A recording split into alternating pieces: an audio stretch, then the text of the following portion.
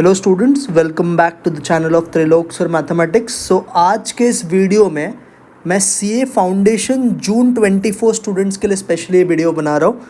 इस वीडियो में मैं आपको बताऊंगा कि आपको 3 महीना जो है अप्रॉक्सीमेट जो 90 डेज़ अवेलेबल है, अभी वैसे तो 100 डेज़ अवेलेबल है एग्ज़ाम के लिए, बट मैं एक 90 डेज़ का आपको स्ट्रैटेजी बताने जा रहा हूँ। किस तरह से आप पढ़ाई करोगे, कैसे उसको इफेक्टिवली यूटिलाइज़ करोगे, किन किन चीज़ों का आपको ध्यान रखना है, टेस्ट पेपर्स कैसे लिखना है, ये सब चीज़ हम इस छोटे से एक वीडियो में बात करेंगे। सो प्लीज़ ये वीडियो ज़रूर देखना अपना प्रिपरेशन स्टार्ट करने से पहले। This is for freshers also जिनका फर्स्ट अटेम्प्ट है, और ये रिपीटर्स के लिए भी है जिनका ऑलरेडी अटेम्प्ट हो चुका है। आपको किस किस गलती से बचना है इस वीडियो में हम सारा बात करेंगे। सो प्लीज़ ये वीडियो जो भी स्टूडेंट जून 24 में एग्जाम देने वाले हैं उनको ज़रूर शेयर करना एंड आप खुद भी देखना। नाउ लेट अस स्टार्ट, एक एक पॉइंट पे बात करते हैं। सबसे पहला पॉइंट, आपके पास कितने डेज अवेलेबल है, पहले ये हम बात करते हैं। आपको पता है आपका पेपर जून 22 से शायद है मोस्टली, तो मैंने देखो अप्रॉक्सीमेट क्या रखा है। ये वीडियो मैं आज 10 तारीख को बना रहा हूँ। मैं ऐसा सोच रहा हूँ कि आप 12 तारीख से अपना प्रिपरेशन स्टार्ट करोगे, बिकॉज मेरे मैक्सिमम स्टूडेंट महाराष्ट्र बोर्ड के, महाराष्ट्र बोर्ड का अभी एग्ज़ाम खत्म हुआ है, तो वो लोग का मोस्ट प्रोबेबली लेक्चर्स 12 मार्च से चालू होगा, तो तभी से ही मैं मान के चलता हूँ कि आप अपने पढ़ाई भी चालू करोगे। तो मार्च में आपके पास इन शॉर्ट 20 दिन के आसपास अवेलेबल है। अप्रैल का पूरा महीना मतलब 30 दिन, मई में 31 डेज, और एग्ज़ाम क्योंकि 22 तारीख तक है तो मैंने 15 तारीख तक रखा है कि आप पढ़ाई करोगे। उसके बाद आप अकाउंट्स का तैयारी करोगे क्योंकि उसका पहला एग्ज़ाम होगा, बट 15 जून तक मैंने डेज रखा है। तो इन अप्रॉक्सीमेट अगर आप कैलकुलेशन करोगे तो 96 डेज़ का एक रोड मैप मैं आपको बता रहा हूँ कि किस तरह से आपको पढ़ाई करना है। आपके पास इतने डेज अवेलेबल है अपने सिलेबस को कंप्लीट करने के लिए और बहुत कुछ उसके साथ में करने के लिए। नाउ नेक्स्ट पॉइंट पे आओ। नेक्स्ट पॉइंट ये है, आपको ये जानना बहुत ज़रूरी है कि आप कौन से तरह के स्टूडेंट्स हो। अब किसी का फर्स्ट अटेम्प्ट होगा तो वो फ्रेशर है, जैसे कि 12th स्टैंडर्ड के स्टूडेंट्स, और जिन्होंने दिसंबर में दिया बट क्लियर नहीं हुआ, या पहले भी दिया और क्लियर नहीं हुआ, सेकेंड अटेम्प्ट, थर्ड अटेम्प्ट, ऐसे स्टूडेंट्स को ये है तो वो रिपीटर में आएगा। आप दोनों का जो कैटेगरी है ना वो अलग है, तो आपको अपने पढ़ाई को भी उसी तरह से ख़त्म करना पड़ेगा।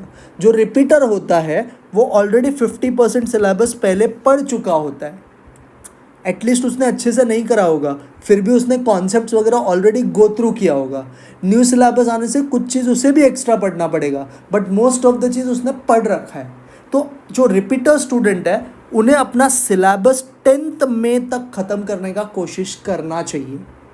एंड जो फ्रेशर स्टूडेंट है, क्योंकि आपको सारा चीज़ वापस पढ़ना है, तो आपको 20 दिन एक्स्ट्रा मैं दे रहा हूँ, आपको 30th मई तक अपना सिलेबस ख़त्म करना चाहिए। सर सिलेबस मतलब क्या, सिर्फ पोर्शन? नहीं भाई, सिलेबस का मतलब ये होता है तूने जो भी कुछ पढ़ा है वो तो तुझे पढ़ना ही है, साथ में उसके टेस्ट पेपर्स लिखने हैं, उसको प्रैक्टिस करना है, प्लस रिवीजन। ये सब चीज़ जब आप करते हो उसका मतलब होता है आपने सिलेबस को ख़त्म किया। सिर्फ पढ़ लेना सिलेबस कंप्लीशन नहीं होता है। पढ़ने के बाद उसको प्रैक्टिस करना, क्वेश्चंस को, उसका रिवीजन करना, उसके टेस्ट लिखना, जब ये सारे काम आप कर देते हो तो आप इन शॉर्ट आपका सिलेबस ख़त्म कर लेते हो। So repeater student should try 10th में, थोड़ा आगे पीछे हो सकता है, बट 10th में तक आप बॉर्डर लाइन रखो कि मुझे मेरा सिलेबस पढ़ के ये सब काम होके ख़त्म करना चाहिए। वैसे ही फ्रेशर जो है, जो फर्स्ट अटेम्प्ट के स्टूडेंट है, बेसिकली जिनका अभी 12th का एग्ज़ाम्स ख़त्म हुआ, उन्हें 30th में तक तो ये सब चीज़ करने का ट्राई करना चाहिए। अब वो नेक्स्ट पॉइंट पे बात करते हैं। सर ये तो आपने बता दिया कि सिलेबस तब अभी ये डेट तक ख़त्म करो, बट सर पढ़ते वक्त किस चीज़ को फोकस करें? तो देखो, आपको 2 चीज़ पर ज़्यादा फोकस करना है। एक है कॉन्सेप्ट को बहुत मजबूत करना है, और दूसरा चीज़ है प्रैक्टिस भरपूर करना है। मैंने देखो बीच में प्लस का साइन डाला, इसका मतलब क्या, कॉन्सेप्ट्स प्लस प्रैक्टिस। होता क्या है, 12th तक हम बहुत सारा चीज़ रट्टा मार लेते हैं और एग्ज़ाम में लिख लेते हैं, हमको मार्क्स भी मिल जाता है, बट सीए फाउंडेशन लेवल पे आपको कॉन्सेप्ट्स की अंडरस्टैंडिंग होना चाहिए। आप जो पढ़ रहे हो अगर आपको उसका अंडरस्टैंडिंग है ही नहीं तो आप एग्ज़ाम में अडेप्ट नहीं कर पाओगे, क्योंकि स्ट्रेट फॉरवर्ड क्वेश्चंस आते नहीं हैं। थोड़ा भी घुमाया तो आप भी घूम जाओगे। तो कॉन्सेप्चुअल अंडरस्टैंडिंग बहुत इंपॉर्टेंट है। प्लस सिर्फ अंडरस्टैंडिंग करके कुछ नहीं होता बेटा, अंडरस्टैंड तो सब कर लेते हैं। तेरे को अभी अपना स्किल्स अगर दिखाना है तो वो कहाँ पे दिखाएगा, क्वेश्चन प्रैक्टिस करके। तो second important thing is practice. जब आप ये दोनों चीज़ करोगे ना तो आपका पढ़ाई इफेक्टिव होगा। अब किस किस को सर पढ़ते वक्त ध्यान देना है? देख भाई, सबसे इंपॉर्टेंट चीज़, तूने क्लास लगाया ठीक है, तो सेल्फ स्टडी कर रहा है फिर भी ठीक है। One of the most important thing is ICI study material, जो आपको इंस्टीट्यूट स्टडी मटेरियल देता है। तो जो स्टूडेंट्स रिपीटर्स थे मैं चाहता हूँ कि आपके पास नया मॉड्यूल होना चाहिए। प्लीज़ थोड़ा सा पैसा खर्चा करो, कोई प्रॉब्लम नहीं है, 500 के अंदर बुक्स आपको आ जाएगा। जो न्यू सिलेबस के स्टूडेंट्स हैं, फ्रेशर, उनके पास तो मॉड्यूल हो गए। ओल्ड वाले प्लीज़ नया मॉड्यूल ले लेना, क्योंकि बहुत सारे चेंजेस है कुछ चैप्टर्स में। तो आपके पास ICI स्टडी मैट होना चाहिए एंड इस पे ही सबसे ज़्यादा फोकस होना चाहिए। क्यों सर? बिकॉज ICI ये बोलता है अपुनी भगवान है, इसके आगे कोई बात ही नहीं कर सकता है। ICI के आगे कोई कुछ नहीं बोल सकता है। तुम क्लास का नोट्स प्रैक्टिस कर लो, तुम कुछ भी कर लो, कहीं से भी क्वेश्चन प्रैक्टिस कर लो, जब एग्जाम में कोई क्वेश्चन आता है तो ICI स्टडी मैट से ही आता है, उधर के ही रेफरेंस दे के आता है। तो आपको इस चीज़ पे ज़्यादा फोकस करना है। सर इसका मतलब क्लास का नोट्स नहीं पढ़ना है क्या? नहीं भाई, क्लास का नोट्स भी पढ़। जो क्वेश्चन तुझे ऐसा लगता है कि क्लास के नोट्स भी कैसे बनते हैं, अब उसके अंदर भी ICI स्टडी मैट के ही क्वेश्चंस होते हैं, कुछ पास्ट ईयर के क्वेश्चंस होते हैं, यही सब होता है। तो तुझे जो लगता है कि मेरे क्लास के नोट्स में ये ICI के स्टडी मटेरियल का क्वेश्चन नहीं है, तो उसे तू अच्छे से प्रैक्टिस कर ले। तो दोनों को साथ में चला, बट इसको इग्नोर मत कर। ICI स्टडी मटेरियल पढ़ना बहुत ज़्यादा ज़रूरी है। सेकेंड चीज़, जैसे ही आपका एक चैप्टर पढ़ के हो जाए तो उसका आप पास्ट ईयर क्वेश्चन से भी क्वेश्चंस को सॉल्व करो, चैप्टर वाइज करने का। जैसे आपने फॉर एग्जांपल मैथ्स के अंदर सीक्वेंस सीरीज पढ़ लिया, सीक्वेंस सीरीज का मॉड्यूल सॉल्व कर लिया, सीक्वेंस सीरीज का आपने क्लास के नोट्स वगैरह सॉल्व कर लिए।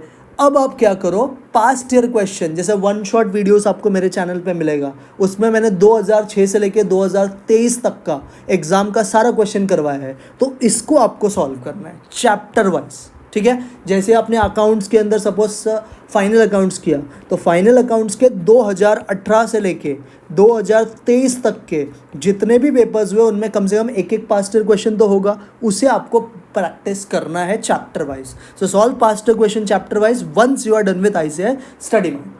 एक बार सर पास्ट ईयर क्वेश्चन हो गया तो नेक्स्ट काम तुझे करना है MTP और RTP को फोकस करना है।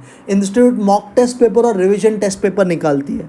जैसे अकाउंट्स और लॉ के लिए रिवीजन टेस्ट पेपर आता है, मैथ्स इकोनॉमिक्स के लिए खाली मॉक टेस्ट पेपर ही आपको मिलेगा, रिवीजन टेस्ट पेपर कोई नहीं होता, और बाकी सब्जेक्ट्स का ही MTP तो होता ही है। फिर आपको इसको फोकस करना और इसको सॉल्व करना है। सर ये सब मिलेगा कहाँ पे? ये भाई इंस्टीट्यूट के वेबसाइट पे सब अवेलेबल है। मॉक टेस्ट पेपर भी तुझे मिल जाएगा, रिवीजन टेस्ट पेपर भी मिल जाएगा। तो तुझे फिर चैप्टर वाइज इनके भी क्वेश्चंस को प्रैक्टिस करना है। ये सब है ना भगवान है, इतना तूने कर लिया ना, तुझे कोई नहीं रोक सकता है पास होने से। ये तुझे बट करना पड़ेगा, इंपॉर्टेंट है।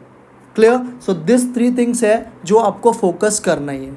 एक बार और इम्पॉर्टेंट चीज़ जो बताता हूँ, क्योंकि इस बार मैक्सिमम स्टूडेंट जो दिसंबर 23 में 200 लाख के भी फेल हुए हैं, उनका एक ही सब्जेक्ट है, वो है लॉ।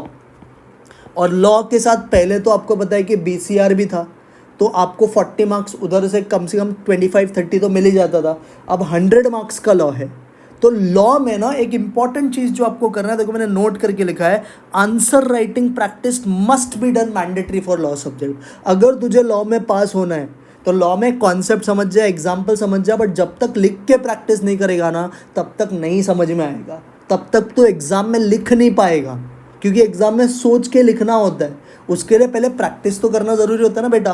तो इसके लिए लॉ का आंसर राइटिंग प्रैक्टिस करना ज़रूरी है, ये मैंडेटरी है, ये आपको करना ही चाहिए। भले आप फिर रिपीटर हो या फिर हो न्यू स्टूडेंट हो, जो भी हो, आपको लॉ का आंसर राइटिंग प्रैक्टिस करना चाहिए। सर कितना?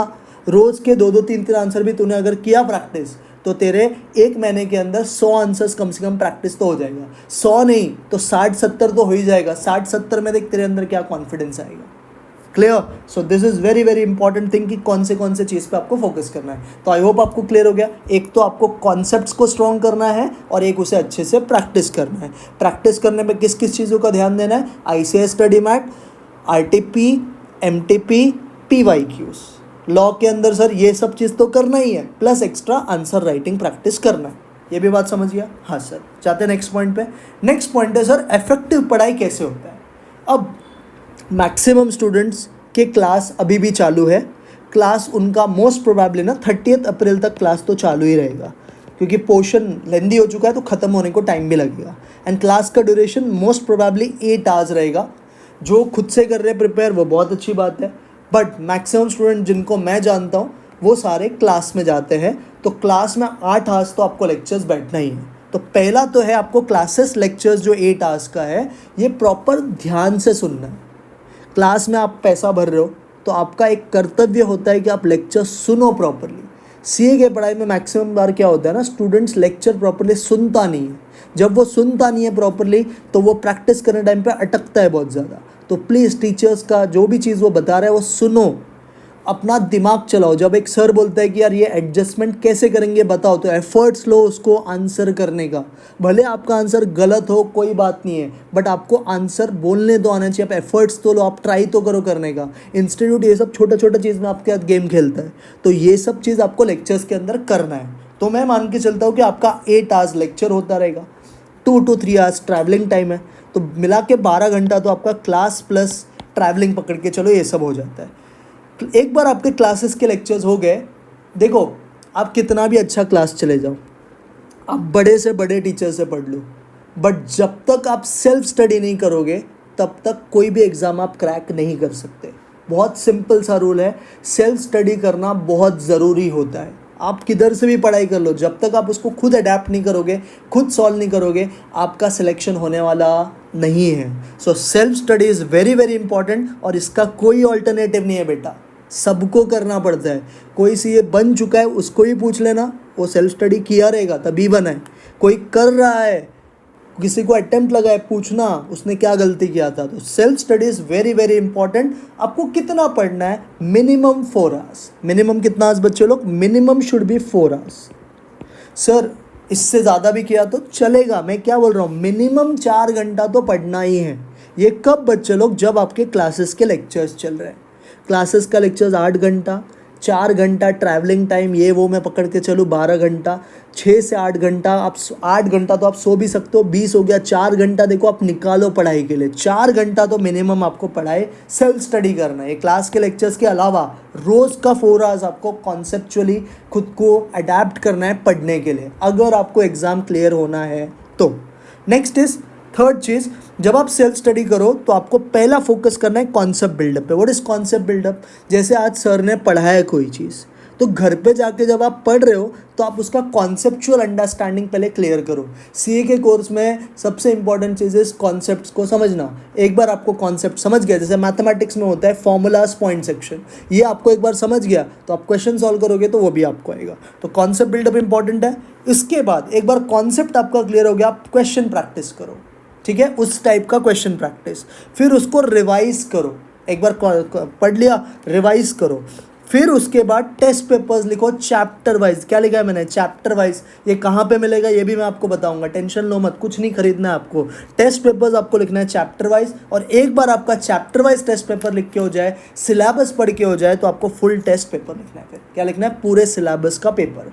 तो ये जो 7 चीज़ है ना, अगर आप प्रॉपर ऑर्डर में फॉलो करोगे तो मैं आपको गारंटी दे रहा हूँ आपका सिलेक्शन होकर रहेगा। आप आराम से फर्स्ट अटेम्प्ट में ही आपका एग्जाम क्रैक कर लोगे। जून 24 में आपका पेपर क्रैक होगा। तो आपको क्लासेस के लेक्चर्स प्रॉपर्ली अटेंड करने हैं। जो क्लासेस नहीं जा रहे, खुद से पढ़ाई कर रहे हैं, ये 8 आवर्स आप कहाँ से भी, आप यूट्यूब से लेक्चर देखते रहोगे किसी का भी, आपको उधर ये फोकस शिफ्ट करना है। क्लियर? पढ़ाई प्रॉपर्ली करना है, फिर सेल्फ स्टडी करना ही है। सेल्फ स्टडी होने के बाद कॉन्सेप्ट्स पे काम करना है, क्वेश्चंस को प्रैक्टिस करना है, फिर उसका रिवीजन करना है, फिर टेस्ट पेपर लिखना है चैप्टर वाइज, और एक बार चैप्टर वाइज डन तो फुल टेस्ट का पेपर भी लिखना है। ये बात समझा? ये होता है एक इफेक्टिव तरह का पढ़ाई करने का। और चीज़ पे बात करेंगे, बट आई होप आपको ये पॉइंट तो समझ गया रहेगा। आ जाओ नेक्स्ट पॉइंट पे। Next is sir time management. क्योंकि अभी सर रोज़ का 4 घंटा पढ़ना है, मतलब 90 × 4, अगर मैं ऐसे मानता हूँ आप रोज़ 4 घंटा ही पढ़ो, जो मैंने स्ट्रैटेजी बताया, तो 360 आवर्स क्या सर सफिशिएंट है सिलेबस को ख़त्म करने के लिए? मतलब टेस्ट बेस सब लिख के 360 आवर्स में हो जाएगा क्या? चलो इसके ही बात करते हैं। देखो ये जो मैंने आपको मिनिमम 4 आवर्स बोला है ना, ये सिर्फ अप्रैल 30 तक बोला है मेरा बेटा, क्योंकि अप्रैल 30 तक तेरा क्लास चलेगा। अप्रैल 30 तक तेरा मैक्सिमम सिलेबस खत्म हो जाएगा। उसके बाद मई का महीना और जून में जो कुछ दिन बचे हैं, ये तुझे सेल्फ स्टडी के लिए मिलेगा। इसमें तू फिर खुद अपना गाड़ी चार्ज करके और बढ़ाएगा, तो 4 के बदले 8 पड़ेगा, 10 पड़ेगा। वो सब डिपेंड करता है तू कितना ज़्यादा फोकस्ड है, कितना तुझे सीए करने में इंटरेस्ट है, कितना तुझे फर्स्ट अटेम्प्ट में क्लियर करने का इच्छा है, वो सबसे तू अपना गाड़ी का स्पीड बढ़ाएगा। बट रोज़ का किसी ने 4 आवर्स किया तो 90 डेज में वो 360 आवर्स पढ़ाई कर सकता है मिनिमम। देखो आपको कितना टाइम लगना चाहिए। पहला सब्जेक्ट है आपका अकाउंट्स। अकाउंट्स का पूरा सिलेबस देखो, अभी अकाउंट्स में कुछ चैप्टर्स डिलीट हुए ओल्ड सिलेबस से और कुछ चैप्टर्स ऐड हुए। मैं बात कर रहा हूँ रिपीटर्स के पॉइंट ऑफ व्यू से, जो न्यू सिलेबस के स्टूडेंट हैं उनको पता है क्या है उनके सिलेबस में। तो एक दो चैप्टर नए ऐड हुए, बाकी सब तो वैसे का वैसे ही है। अकाउंट्स को आपको 80 to 90 आवर्स रहेगा पढ़ के, टेस्ट लिख के, वो सब करने में 80 to 90 आवर्स लगेगा पूरा सिलेबस कंप्लीट करने के लिए। बिजनेस लॉ को मैंने 75 आवर्स दिया है, बिकॉज इसमें है गिन के कितने चैप्टर, 5 से 6 चैप्टर ही है ज़्यादा से ज़्यादा, लेकिन उसको टाइम लगेगा बेटा। तू पढ़ाई तो चालू कर लॉ का, फिर तुझे फील आएगा कि मैं क्या बात कर रहा हूँ। तो लॉ में तुझे 75 आवर्स तो देना ही है। अभी क्वांटिट मैथ्स का नाम बदल के लोगों ने क्वांटिटेटिव एप्टीट्यूड रख दिया है। नाम बदलने से कुछ फ़र्क नहीं पड़ता है, पेपर तो वैसे ही आएगा जैसे आता था। अब इसमें दो बैकग्राउंड के स्टूडेंट्स होते हैं जनरली। सीए करने वाला बच्चा एसपी बैकग्राउंड का भी होता है, या तो मैथ्स, जो इसने 12th में मैथ्स ले रखा है, जिसने 12th में एसपी ले रखा होगा। जो एसपी वाला लड़का है या लड़की है, उसे थोड़ा एक्स्ट्रा एफर्ट्स डालना है, बिकॉज उनके कॉन्सेप्ट्स कहीं ना कहीं वीक होते हैं। और जो मैथ्स वाले स्टूडेंट्स हैं वो थोड़े शार्प होते हैं कॉन्सेप्ट्स के मामले में, ऐसा मैं मान के चलता हूँ। बट मैंने बहुत सारे केसेस देखे कि एसपी के बच्चे बहुत ज़्यादा शार्प होते हैं और मैथ्स के बच्चे मैथ्स होने के बाद भी शार्प नहीं होते, तो ऐसे भी होते हैं। बट मैं एक रैंडम केस बता रहा हूँ कि अगर आप मैथ्स बैकग्राउंड के स्टूडेंट हो तो पूरा मैथ्स का सिलेबस पढ़ने के लिए आपको 80 आवर्स लगेगा, क्योंकि मैथ्स में भरपूर चैप्टर है, मैथ्स है, स्टैट्स है, एलआर है, तो 80 आवर्स तो लगेगा। और आप एसपी बैकग्राउंड के हो तो थोड़ा आपको फॉर्मूलाज वगैरह समझने को टाइम भी लग सकता है, तो आपको मैं 90 आवर्स दे रहा हूँ। क्लियर। एंड वैसे ही लास्ट इकोनॉमिक्स में भी कुछ ओल्ड चैप्टर के, ओल्ड सिलेबस के चैप्टर तो है और कुछ नए इंटर वाले चैप्टर फाउंडेशन में ऐड किया है, तो उसे भी आपको ख़त्म करने के लिए 70 आवर्स लगेगा। कितना आवर्स लगेगा? 70। तो आप मोटा मोटी अगर इसका हिसाब करोगे ना तो ये 320 to 330 आवर्स के अंदर होता है। मैं मैक्स टू मैक्स 350 घंटा ही पकड़ लेता हूँ। तो देखो आप रोज़ का 4 घंटा पढ़ रहे हो तो आपका सिलेबस तो खत्म हो रहा है ना टाइम टू टाइम। तो minimum 4 hours study is mandatory. But मैं आपको बोल रहा हूँ अप्रैल 30 तक मिनिमम 4 आवर्स करो, फिर अपने आप अपना गाड़ी भगाओगे। किसी को फर्स्ट डे से ही 6 घंटा करना है, कर सकते हो, बट कुछ इंपॉर्टेंट चीज़ों का ध्यान रखना होता है, जिसका मैं भी बात करूँगा। तो ये आपको आई होप समझ गया टाइम मैनेजमेंट कैसे करना है। नेक्स्ट देखो नोट लिखा है, बहुत इंपॉर्टेंट पॉइंट है ये बहुत बच्चा गलत करता है, इसके वजह से फेल होता है। Daily self study should be of minimum 4 hours. Self study का मतलब क्लासेस का लेक्चर्स नहीं। क्लासेस का लेक्चर्स तो आपको 8 घंटा बैठना ही हो, तो मैंडेटरी है, आपको बैठना ही पड़ेगा। बट खुद का जो सेल्फ स्टडी होता है वो मिनिमम 4 घंटा करना है। सर चारों सब्जेक्ट हाथ लगाना है क्या? नहीं बेटा, सिर्फ 2 सब्जेक्ट एक दिन में, मिनिमम 2 सब्जेक्ट्स। तो 3 भी कर सकते हैं, तेरा मन है, बट 2 सब्जेक्ट तो कम से कम करने का ही, 2 सब्जेक्ट्स आपको करना है। क्लियर। क्या क्या सर उसमें याद रखना है? विथ 3 चीज़ लिखा है, बहुत इंपॉर्टेंट है लाइफ के लिए। With full focus. Full focus का मतलब सर ऐसा नहीं कि बाजू में फ़ोन चला रहा है, किसी का मैसेज आया, किसी को रिप्लाई कर दिया, रील्स देख लिया, ऐसा नहीं भाई। फुल फोकस मतलब पूरा का पूरा ध्यान सिर्फ अपने प्रिपरेशन पे होना चाहिए, सेल्फ स्टडी पे सिर्फ होना चाहिए। फ़ोन मीन्स अब बाजू में। पहला तो full focus. Second is consistency. What is consistency का मतलब? बहुत लोगों को कंसिस्टेंसी का मतलब पता नहीं होता है। कंसिस्टेंसी मतलब होता है अगर तू 4 घंटा मिनिमम आज पढ़ रहा है तो कल भी 4 घंटे के आसपास पढ़। 3.5 चलेगा, 4 चलेगा, बट सर आज मेरा आपने मोटिवेशन दिया तो आज मैंने 8 घंटा कर लिया, सेकेंड डे भी मेरे मोटिवेशन से 7 घंटा कर लिया, फिर थर्ड डे मोटिवेशन चले गया 4 घंटा, फोर्थ डे 2 घंटा, फिर 1 घंटा, फिर किया ही नहीं, ऐसा नहीं चलेगा। तेरे को कंसिस्टेंट रहना पड़ेगा। व्हाट इज कंसिस्टेंट का मतलब? जो तूने पेस पकड़ा हुआ है उसी पेस पे अपने गाड़ी को आगे बढ़ाना है। या तो उसे और चार्ज कर या तो उतने पे ही रख, बट पीछे मत आ। समझता है बात? ये तेरा तबीयत कैसा भी ख़राब हो, तू कोई भी मेंटल इलनेस से गुजर रहा है, तेरा ब्रेकअप हो गया, कुछ भी हो गया, ये सब चीज़ अवॉइड करके तुझे मिनिमम 4 घंटा रोज़ का पढ़ना है। ये तुझे कंसिस्टेंट वे में पढ़ाई करना है। किसी दिन मैं समझ सकता हूँ कि तबीयत ख़राब है तो 4 घंटा तो नहीं दे सकता है, स्पेशली गर्ल्स, तो 3 घंटा पढ़ो, 2 घंटा पढ़ो, लेकिन पढ़ना पड़ेगा। अब आपका बॉडी अडेप्ट हो गया ये सब चीज़ से गुजरने के लिए। हर इंसान मेंटली अब ये सब चीज़ फेस कर लेता है। आपके लाइफ में कितने भी प्रॉब्लम्स आए, आप मेंटली अब इतने स्ट्रांग हो इस चीज़ से बाहर आने के लिए, और नहीं हो तो बन जाओ, क्योंकि लाइफ में और धक्के भी आएंगे। क्लियर। सो 4 आवर्स तो आपको मिनिमम कंसिस्टेंट वे में पढ़ाई करना है। And third and very most important thing is self belief. What is self belief का मतलब? बहुत लोग सीए करने टाइम पे डरते हैं। जैसे वो लेक्चर्स बैठे, लेक्चर्स में उन्हें समझ तो आ गया, फिर उन्हें डर लगता है कि यार इतना सिलेबस मेरे से कैसा होगा, ये तो पूरा दिन पढ़ता था फिर भी फेल हो गया, मैं मेरे से कैसा होगा, ये सब मन में क्वेश्चंस आते हैं। ये सब क्वेश्चंस को टैकल करना है आपको, खुद के अंदर भरोसा ला के यार मैंने अगर सीए लिया है ना तो मैं मेहनत करके उसको क्लियर करूँगा। सो ये 3 चीज़ होना चाहिए। पहला तो full focus, second consistency and third is self belief. और ये सब एंड है, और नहीं। एंड समझते हो ना मैथ्स में, एंड और मतलब होता है प्लस, एंड मतलब होता है मल्टीप्लिकेशन। आपको ये तीनों को मल्टीप्लाई करके अपने एफर्ट्स को बढ़ाना है। फोकस भी रहना चाहिए, कंसिस्टेंटली पढ़ाई भी करना चाहिए, और खुद के ऊपर बहुत ज़्यादा कॉन्फिडेंस होना चाहिए कि यार मैं कर सकता है, मेरे लिए ये कोर्स बना है। एक मैंने बहुत इंपॉर्टेंट पॉइंट लिखा है, एक भी हिला मिलते हैं नेक्स्ट अटेम्प्ट। मैं आपको गारंटी के साथ बता रहा हूँ कि अगर आप इसमें से कोई भी चीज़ को इग्नोर करोगे तो आपको अटेम्प्ट लगना तय है। तो फर्स्ट डे से गांठ बांध के आपको ये तीनों चीज़ पे काम करना ही है। और कितना महीना काम करना है मेरा बच्चा, सिर्फ 95 to 100 डेज तेरे को काम करना है। तो इतना टाइम झेल चुका है, और 100 दिन झेल ले, तेरा फाउंडेशन क्रैक हो जाएगा ना, उसके बाद तेरा रास्ता थोड़ा आसान हो जाएगा। आसान मतलब इन द सेंस ये कोर्स आसान नहीं है, इंटर में वापस पढ़ना है, बट थोड़ा सा तू लाइफ में खुद का कुछ तो अचीवमेंट करेगा। 12th स्टैंडर्ड में 95% लाना इज़ नॉट एन अचीवमेंट। मैं नहीं मानता इसको अचीवमेंट। ठीक है, तुमने लाया, तुमने बहुत मेहनत किया, ये भी एक प्राउड होने वाली बात है, but CA foundation first attempt crack करना is biggest achievement of your life.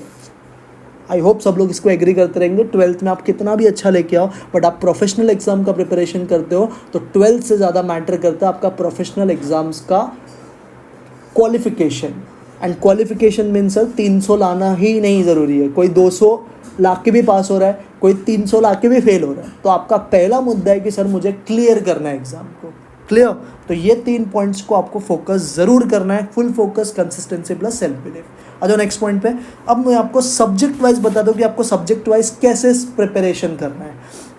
एक एक का बात करते हैं।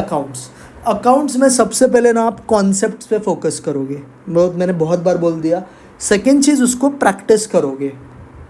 थर्ड चीज़, आईसीएस स्टडी मटेरियल को क्लास के नोट्स के साथ मैनेज करके दोनों के क्वेश्चंस प्रॉपर्ली प्रैक्टिस करोगे। क्लास के क्वेश्चंस में ऑलमोस्ट कवर हो जाएगा, बट आईसीएस स्टडी मैट में कोई एक्स्ट्रा क्वेश्चन है तो वो भी आपको प्रैक्टिस करना है।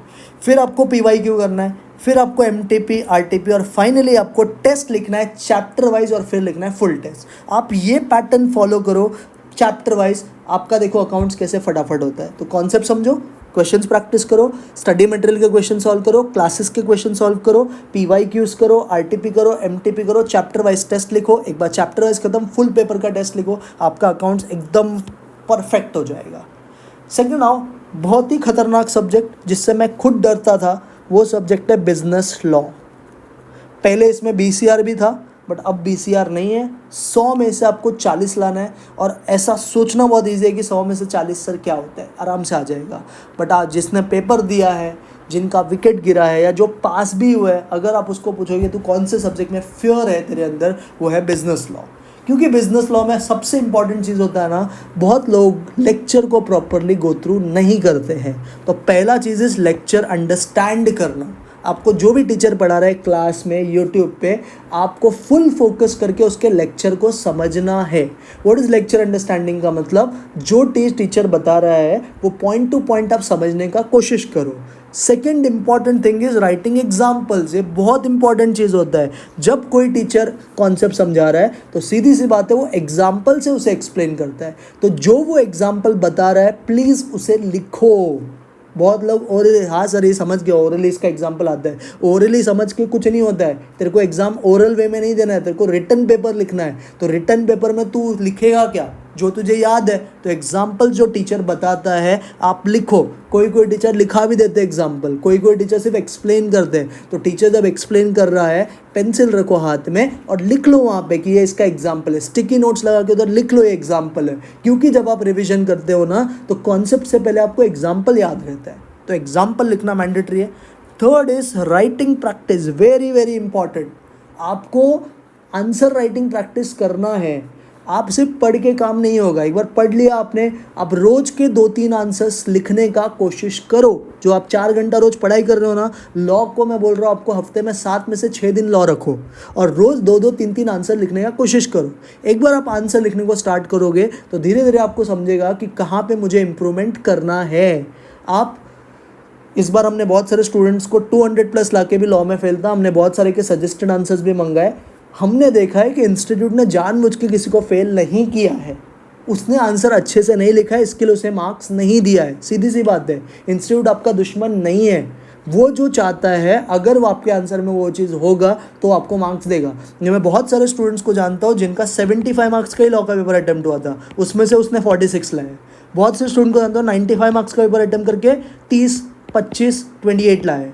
तो कहीं ना कहीं आपके कंटेंट में कुछ तो प्रॉब्लम होगा, तब जाके आपको मार्क्स नहीं मिला है। तो you should work on writing practice. Next is revision. जैसे एक हफ्ते में आपने एक चैप्टर कर लिया कंप्लीट, उसके बाद एक हफ्ते बाद उस चैप्टर को वापस रिविजन करो। रिविजन करने के बाद इंपॉर्टेंट चीजेस, टेस्ट लिखो। लॉ में बहुत लोग टेस्ट नहीं लिखते, थियरी पेपर समझ के डर के मामले में टेस्ट नहीं लिखते, फिर एग्जाम में वो जो 3 घंटा होता है ना वो आपके ले लेते हैं। तो टेस्ट लिखना चैप्टर वाइज मैंडेटरी है। सर ये चैप्टर वाइज टेस्ट कहाँ मिलेगा? मैं बताऊंगा बेटा, मैंने सब जुगाड़ किया है तुम्हारे लिए। तो ये पूरा आपको लॉ के लिए समझना है। तो लेक्चर समझो, एग्जाम्पल्स लिखो, राइटिंग प्रैक्टिस करो प्रॉपर्ली, रिविजन करो एंड टेस्ट भी लिखा करो। About third subject which is quantitative aptitude, किसी किसी स्टूडेंट का ये फेवरेट सब्जेक्ट रहता है, किसी किसी का ये जान का दुश्मन भी है। इसमें क्या करना है, कोई भी टाइप का स्टूडेंट हो, पहला चीज़ इस कॉन्सेप्ट समझना और फॉर्मूला के साथ। जैसे आपने कॉन्सेप्ट समझ लिया कि मीन मीडियन मोड क्या होता है, उसके साथ में भाई उसका फॉर्मूला भी पढ़। बेसिकली कॉन्सेप्ट ज़्यादा कहाँ पे काम आता है? स्टैट्स और मैथ्स में। एलआर में कोई कॉन्सेप्ट ज़्यादा है नहीं, एलआर में शॉर्ट ट्रिक्स वगैरह होता है, वो मैं आपको बता दूंगा। But maths and stats is basically concepts plus formulas. Formula stats में ज़्यादा है, मैथ्स में जैसे मैथमेटिक्स, जो टाइम वैल्यू ऑफ मनी पहले चैप्टर का नाम था, उसका नाम बदल के मैथमेटिक्स ऑफ फाइनेंस हो गया है। उसमें क्या है, उसमें फॉर्मूलाज तो यही काम का, बट फॉर्मूला से पहले कॉन्सेप्ट समझना पड़ता है कि सिंपल कहाँ पे लगता है, कंपाउंड कहाँ पे लगता है, इफेक्टिव कब लगता है, कैपिटल इन्वेस्टमेंट डिसीजंस में क्या होता है, लीजिंग में क्या होता है। अगर आप कॉन्सेप्चुअली स्ट्रॉन्ग हो तो आपको एग्जाम में क्वेश्चन सॉल्व करने आएगा ही। तो पहला चीज़ is concepts with formula. Second is practice करना।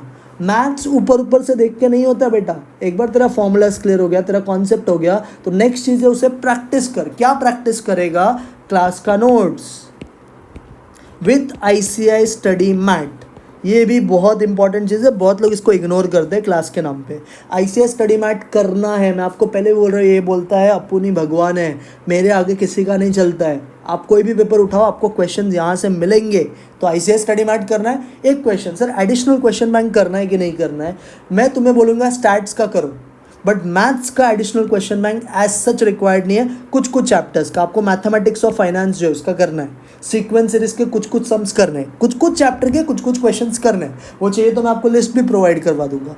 बट मैथ्स के मैक्सिमम चैप्टर का अगर आप AQB नहीं करते हो तो आपको फ़र्क नहीं पड़ेगा।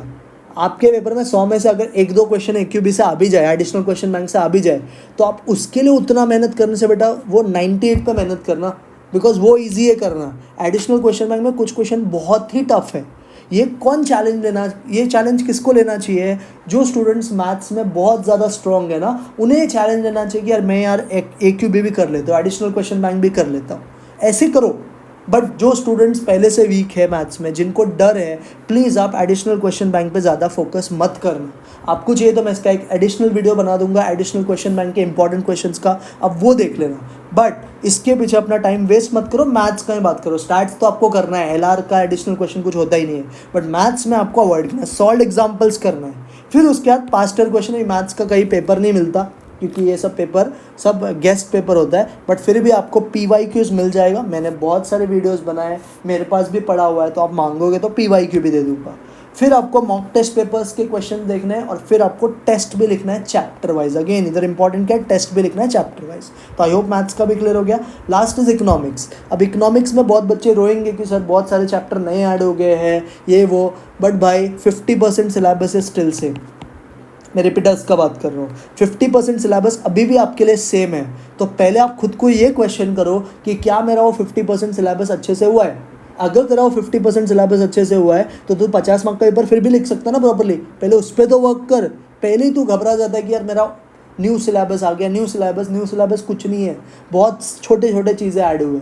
तो आपको पहले इसमें भी क्या करना है ना, लेक्चर को अंडरस्टैंड करो जो टीचर बताता है, because economics is still concept based, उसमें भी बहुत सारे कॉन्सेप्ट है, डिमांड, सप्लाई, नेशनल इनकम, ये सब कॉन्सेप्ट है ना, मनी मार्केट्स, ये सब कॉन्सेप्ट है। तो कॉन्सेप्ट समझो, लेक्चर समझो। सेकंड इज इकोनॉमिक्स, जब भी आप पढ़ते हो ना तो आपको हर चैप्टर में कुछ कीवर्ड्स मिलेगा। कीवर्ड्स मतलब जैसे आपने कोई चैप्टर पढ़ा तो इसके अंदर 10 ऐसे वर्ड्स आपको सुनाई दिए जिनका आपने पहले नाम भी नहीं सुना था, या ये इंपॉर्टेंट वर्ड्स है, तो इसको आप लिखो एक अलग से बुक में, ये वर्ड इसका ये मतलब होता है।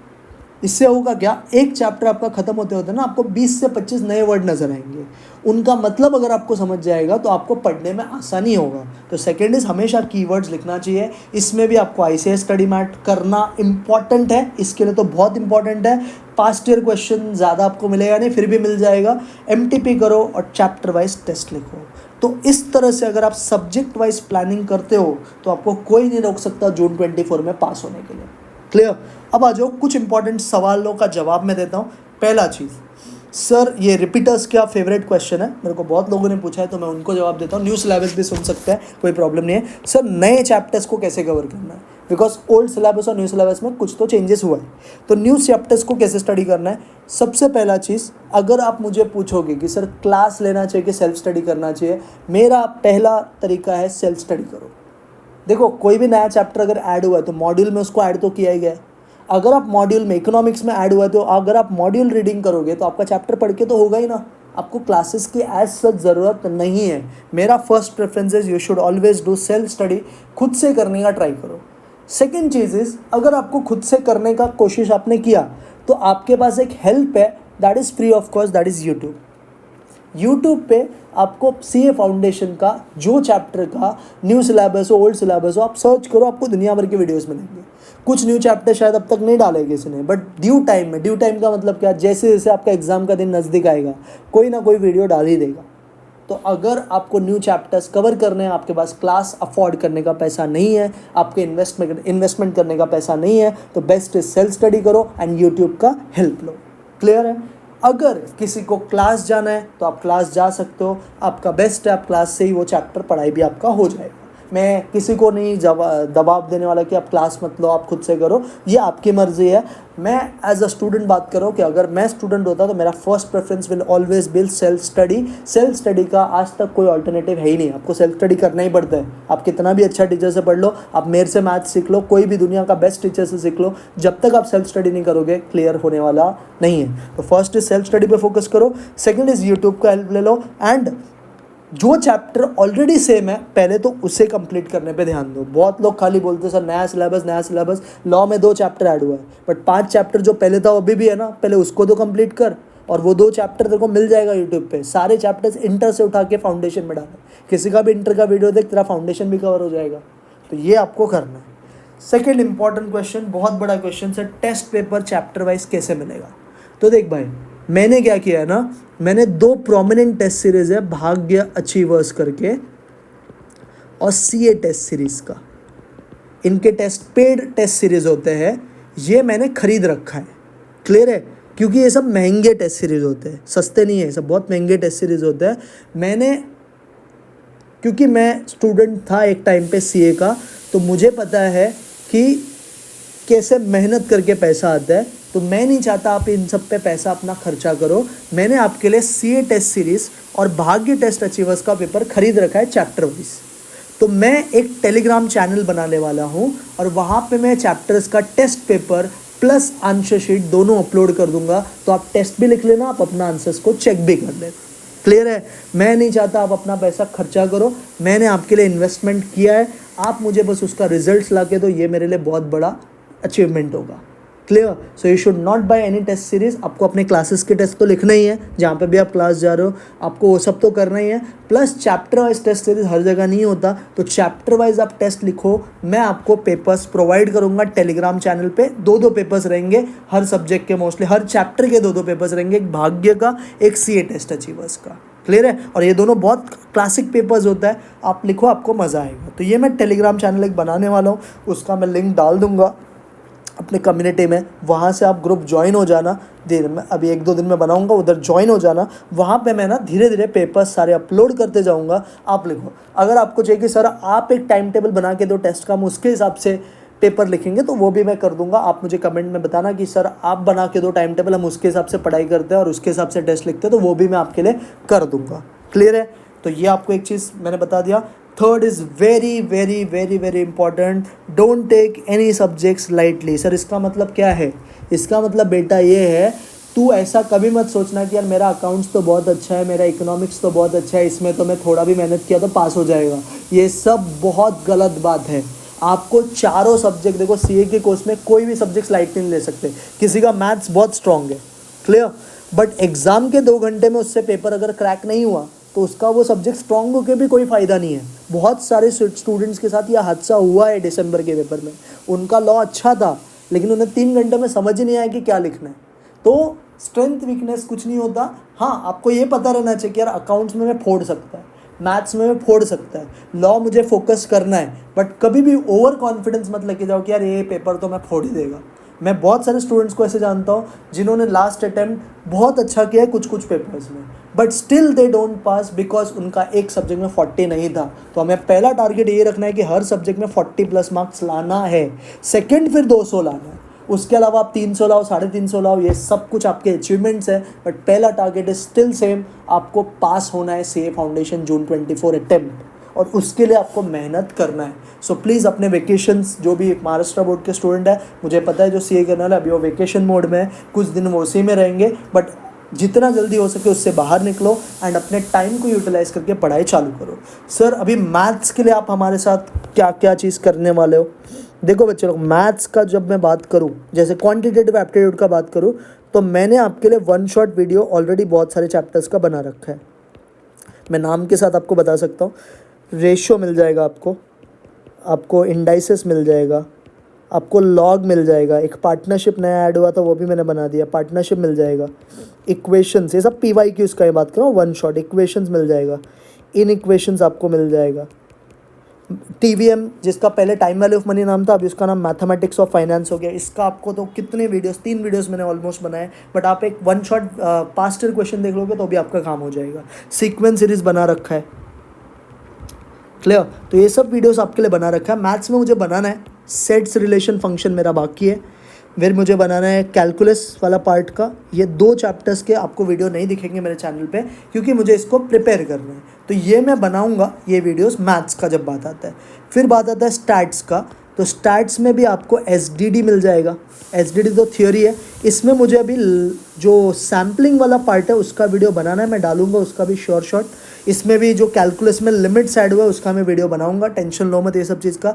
मैं जो प्रॉमिस करता हूँ मैं डिलीवर करता हूँ, तो मैं जो चैप्टर्स पेंडिंग है उसका वीडियो ज़रूर बनाऊंगा, बट ड्यू टाइम में। ऐसा नहीं कि एक दिन में सारा कुछ आ जाएगा, ड्यू टाइम में, बिकॉज मेरे को भी खुद का काम है, सब कुछ देखना पड़ता है, बट मैं आपके लिए मेहनत ज़रूर करूँगा, इसमें कोई डाउट नहीं है। आप मेरे ऑफलाइन स्टूडेंट्स को ही पूछ सकते हो मैं कितना मेहनत करता हूँ स्टूडेंट्स के लिए, तो मैं वीडियोस ड्यू टाइम में सारा बना दूंगा। तो SDD में मुझे सैम्पलिंग एक करवाना है, MOC आपको मिल जाएगा, MOD आपको मिल जाएगा, कोरिलेशन मिल जाएगा, रिग्रेशन मिल जाएगा। ये सब का मैं सोच रहा हूँ फ्रेश वीडियोस भी बनाने का, बट ये सब वीडियो से आपका काम हो सकता है। इंडेक्स नंबर आपको मिल जाएगा, आपको प्रोबेबिलिटी मिल जाएगा, ये सबके वीडियोस है। खाली किसके नहीं है? थ्योरेटिकल डिस्ट्रीब्यूशन, जिसका मेरा ऑलमोस्ट प्रिपरेशन हो गया है, मैं इसका वीडियो भी ड्यू टाइम में डाल दूंगा। तो जो चैप्टर्स पेंडिंग है उसके वीडियोस मैं ज़रूर बनाऊंगा और धीरे धीरे अपलोड करते रहूँगा, तो वो आपको देखना है। और LR का तो पूरा पास्ट ईयर क्वेश्चन का मैंने एक वीडियो बनाया, अगर आप वो भी देख लोगे तो हो जाएगा। आपको डायरेक्शन टेस्ट का वीडियो मिल जाएगा, आपको नंबर सीरीज़ का वीडियो मिल जाएगा, आपको 2 चैप्टर और बचता है, अगर उसका भी चाहिए सेटिंग अरेंजमेंट और ब्लड रिलेशन, तो भी बना के मैं डाल दूँगा चैप्टर वाइज भी। तो जो चैप्टर का बाकी है उसका मैं ट्राई करूँगा वीडियोस बनाने का, सब कुछ बना के ऑलमोस्ट दूंगा। और जो चैप्टर ऑलरेडी है भाई, पहले उसको तो देख जाके, ठीक है। सर ये तो सिर्फ December 23, मेरे बहुत सारे वीडियोस में आपको दिखेगा December 23, इसका मतलब ये नहीं कि वो May 24 का काम का नहीं है भाई, वो May 24 के लिए भी काम है। मैं धीरे धीरे सबका नाम चेंज कर दूंगा। आपको जो भी वीडियोस मेरे चैनल पे दिख रहे हैं, सारे ओल्ड सिलेबस के वीडियो न्यू सिलेबस के लिए भी काम का है, कोई भी वीडियो आपके बिना काम का ऐसा है नहीं। मैं एक अलग से फोल्डर बना दूंगा, प्लेलिस्ट बना दूंगा, जिसमें मैं जून 24 CA फाउंडेशन डाल के उसमें सारे चैप्टर्स ऐड कर दूंगा, तो आप वहाँ से देख सकते हो। क्लियर है? एंड PYQs पे ज़्यादा ध्यान देना, बिकॉज ये बहुत इंपॉर्टेंट है। एंड प्लीज़ सीरियसली पढ़ाई करो। रोज़ के 4 घंटा तो आपको पढ़ना ही है। देखो अभी 4 घंटा आप कैसे करोगे, मैं आपको एक रफ आइडिया दे देता हूँ। 1 घंटा या 1.5 घंटा पकड़ो आप लॉ को पढ़ना ज़रूर, 1.5 घंटा लॉ डेली। सेकेंड, आप कोई भी सब्जेक्ट उठाओ, वो अकाउंट्स हो सकता है, मैथ्स हो सकता है, इको हो सकता है। मैं चाहूँगा पहले आप अकाउंट्स मैथ्स खत्म करने का ट्राई करना। इकोनॉमिक्स आप थोड़ा बाद में भी करो तो भी प्रॉब्लम नहीं है, बिकॉज इकोनॉमिक्स छोटा है, उतना ज़्यादा है नहीं। बट अकाउंट्स मैथ्स थोड़ा लेंदी है, तो इसको खत्म करने का ट्राई करो लॉ के साथ में। इस पर भी आप 2 घंटा डालने का ट्राई करो, या 1.5 hours and half an hour है ना, आप लॉ का आंसर राइटिंग प्रैक्टिस ज़रूर करना। इस तरह से आप डेली 4 आवर्स पढ़ने का ट्राई करो till your syllabus gate completed in classes. तब तक 4 आवर्स ट्राई करो। एक बार वो हो गया तो फिर आप अपने आप 6 to 7 आवर्स, 8 आवर्स, 10 आवर्स खुद ही पढ़ने को स्टार्ट करोगे। क्लियर? सो आई होप आपको ये स्ट्रैटेजीज तो मैंने बताया, इससे आपको हेल्प होगा। अगर आप चाहते हो कि आपको एग्ज़ाम क्लियर करना है जून 24 में, अगर आपका दिल में इच्छा है कि यार मुझे जून 24 कैसे भी करके क्लियर करना है, स्टिल आपके पास बहुत टाइम है, आप अभी से भी प्रिपरेशन चालू करोगे तो आप अच्छा कर पाओगे। सो प्लीज़ ये टाइम बराबर यूटिलाइज़ करना। प्रिपरेशन स्टार्ट करने से पहले वीडियो ज़रूर देखना and please do share this with your friend. मैं एक टेलीग्राम चैनल बनाने वाला हूँ, मैं उसका लिंक मेरे कम्युनिटी में डाल दूंगा, प्लीज़ उसे ज्वाइन हो जाना। आपको चैप्टर वाइज पेपर भी मिल जाएंगे, चैप्टर वाइज उसका सोल्यूशन भी मिल जाएगा, आप वहाँ से पेपर भी अटेम्प्ट कर सकते हो। Please do not buy any test series, मैं आपको सजेस्ट कर रहा हूँ, मैं सब कुछ फ्री में प्रोवाइड करूँगा। आप सिर्फ पढ़ो, टेस्ट लिखो, अच्छा मार्क्स लाओ एंड क्लियर करो एग्जाम को। क्लियर? आई होप सबको वीडियो से हेल्प हुआ रहेगा। अब हम मिलते हैं नेक्स्ट वीडियो में, तब तक के लिए bye, take care and do share this video with your friends.